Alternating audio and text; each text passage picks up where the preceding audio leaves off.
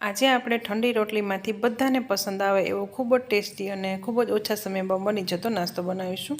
તો ચલો recipe start કરીએ. તો એના માટે મેં એક બાઉલમાં 1 વાટકી ચણાનો લોટ લીધો છે, થોડી ધાણા ભાજી લીધી છે અને એક મીડિયમ સાઇઝની ડુંગળી જેને મેં ઝીણી સમારી અને લીધેલી છે. જો તમે ડુંગળી ન ખાતા હોય તો એને સ્કીપ પણ કરી શકો છો. હવે અહીંયા 1 ચમચી મેં આદુ મરચાંની પેસ્ટ લીધેલી છે અને મેં ખજૂર આંબલીની ચટણી લીધેલી છે. જો તમારી પાસે એ ન હોય તો લીંબુ અને દળેલી ખાંડ પણ તમે યુઝ કરી શકો છો. આપણે મસાલા કરીએ તો એમાં મેં થોડો ગરમ મસાલો નાખ્યો છે.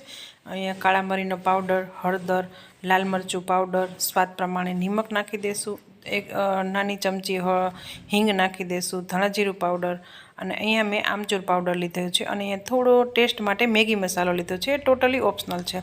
અને 2 ચમચી દહીં નાખી બધું જ આપણે બરાબર મિક્સ કરી દઈશું. મસાલામાં તમે તમારી પસંદગી પ્રમાણે ઓછા વત્તા કરી શકો છો અને એમાં આપણે જરૂર લાગે તો આપણે થોડું થોડું પાણી નાખતા જઈશું અને આપણે એનું એક બેટર બનાવી લઈશું. તો તમે જોઈ શકો છો આવું આપણે એનું એક બેટર બનાવવાનું છે. તો આપણું બેટર તૈયાર થઈ ગયું છે. હવે આપણે એક પ્લેટ લઈ લઈશું અને એમાં આપણે રોટલી લઈ લઈશું ઠંડી. તો મારે સાંજની ઠંડી પડેલી હતી એ જ રોટલી મેં લીધેલી છે. તો આપણે આવી રીતે એક રોટલી લઈ અને એના ઉપર આપણે બેટર સ્પ્રેડ કરવાનું છે. તો આવી રીતે આપણે ચમચીથી ફરતું આપણે એવી રીતે બેટર એડ કરી દઈશું અને હવે એના ઉપર આપણે બીજી રોટલી રાખી દઈશું. તમે ઈચ્છો તો તમે એક રોટલી પણ લઈ શકો છો. મેં અહીંયા 2 રોટલીના રોલ બનાવ્યા છે અને હવે બરાબર આવી રીતે સ્પ્રેડ થઈ જાય ને પછી આપણે એને વાળી અને એનો આવી રીતે એક રોલ બનાવી લેવાનો છે.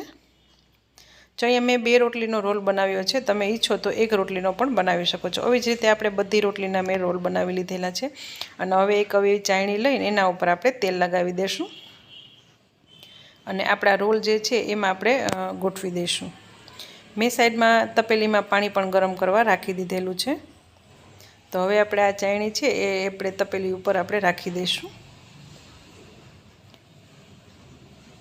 અને એને આવી રીતે ઢાંકી આપણે 10 થી 12 મિનિટ માટે આપણે ચડવા દેવાનું છે. તો હવે 10 થી 12 મિનિટ થઈ ગઈ છે અને તમે આવી રીતે ચપ્પુ ઇન્સર્ટ કરીને જોશો એમાં લોટ બિલકુલ ચોટેલો નથી. એનો મતલબ કે આપણા જે આ પાત્રા છે એ તૈયાર થઈ ગયા છે. તો હવે આપણે એને નીચે ઉતારી લઈશું અને એને થોડા ઠંડા થવા દેશું અને પછી આવી રીતે ચપ્પુથી આગળનો જે ભાગ છે એને આપણે કાઢી નાખશું અને આવી રીતે આપણે કટ કરી લેવાના છે. તમે જોઈ શકો છો અંદર આપણો મસાલો કેવો સરસ દેખાઈ રહ્યો છે.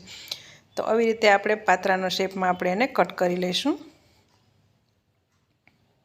હું તમને બતાવું, તમે જુઓ આપણો મસાલો અંદર જે છે કેવો સરસ દેખાઈ રહ્યો છે.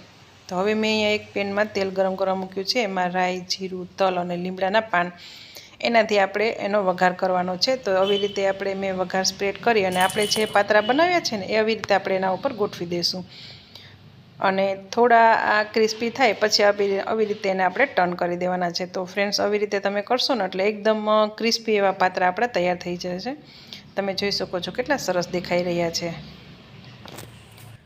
અને જો તમારે આવી રીતે પીસીસ કરીને ન કરવા હોય તો તમે જે આપણે રોલ બનાવ્યો હતો એ આખો રોલ છે એને પણ આવી રીતે વઘારમાં પકાવી શકો છો. તો ફ્રેન્ડ્સ આપણા જે પાત્રા છે એ બનીને તૈયાર થઈ ગયા છે. તો હવે એને આપણે પ્લેટમાં રાખી દઈએ. તો ફ્રેન્ડ્સ જો તમને મારો વિડીયો પસંદ આવ્યો હોય તો પ્લીઝ એને બને એટલો શેર કરજો. મારા વિડીયોને લાઇક કરી અને ચેનલને સબસ્ક્રાઈબ કરવાનું બિલકુલ ના ભૂલશો. તો ફ્રેન્ડ્સ આપણો જે ઠંડી રોટલીમાંથી પાત્રા છે એ તૈયાર થઈ ગયા છે. ખૂબ જ ટેસ્ટી એવા પાત્રા તમે એક વખત જરૂરથી ટ્રાય કરજો. તો ચલો ફ્રેન્ડ્સ હવે મળીએ આગળના વિડીયોમાં. ત્યાં સુધી bye bye, take care and thank you for watching.